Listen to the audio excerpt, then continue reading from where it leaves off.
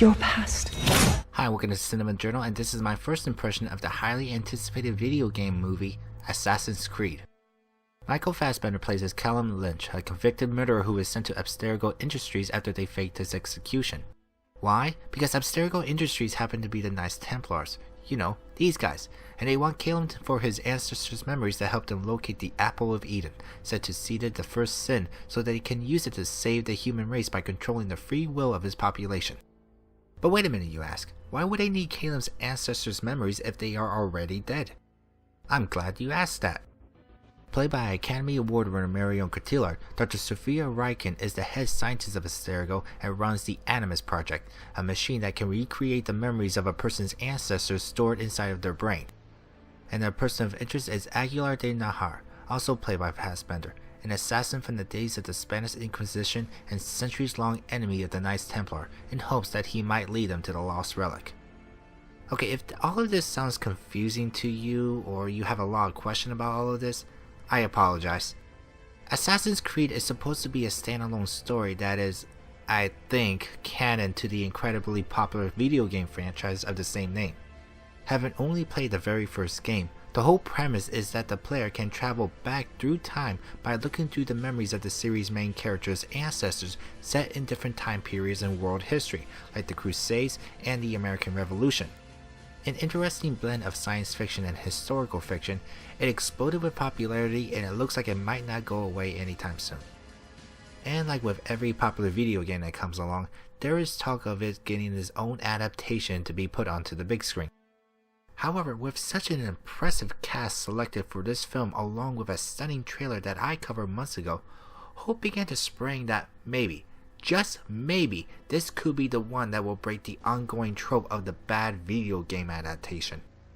Having existed since video games have been around, this ongoing trend has gained a notorious reputation of having never made a single good movie that is based off of one. Arguably there has been some notable exceptions, but all will agree that none of them has achieved any sort of success critically or even financially. Just about all of them has been thrown to the wayside of cinema history, hardly deserving a footnote. So, has this film done the impossible? Well, since its release, I do try not to bother myself with the general reaction, but I have noticed some hints that may not be well with this one. Even so, I've always been interested in seeing it, so I did.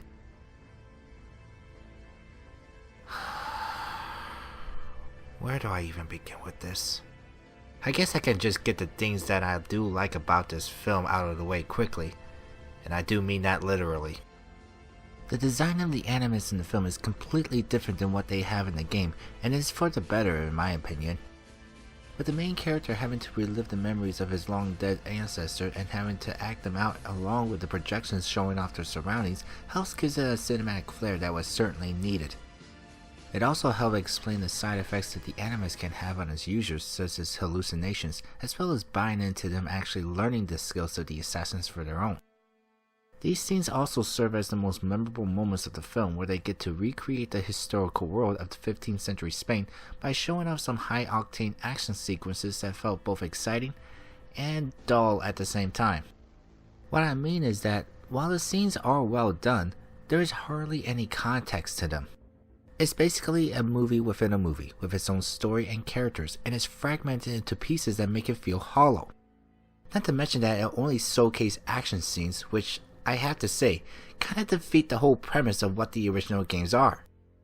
Yes, the assassins were portrayed as skilled fighters, but they were also spies, and the whole core gameplay is on information gathering and stealth, which this film nearly eradicated from the story. But I am willing to forgive that, if there weren't such an emotional void with his principal characters that I was dozing off every once in a while. In fact, their motivations left me scratching my head. Does Colin not want to become an assassin because of what happened in his past involving his parents, but duly changed his mind after spending more time in the Animus? I mean, it's bad that I had to read the plot synopsis on his Wikipedia page in order to know what the characters were thinking, because the actors, and great ones at that, failed to do so as they just stare blankly at each other or at the fucking camera. And then there's this whole plot involving this Apple of Eden that the bad guys want to use in order to rule the world. I like to think that I'm more willing to suspend my disbelief than most people, but it is just downright silly for me to take this seriously. How exactly can it be used to do something like that? What exactly is the context behind it? Where did it come from? You could have at least made some sort of attempt at explaining all of this, as well as reiterating some of the backstory between the Assassins and the Templar Order for the people who may not even heard of these games before.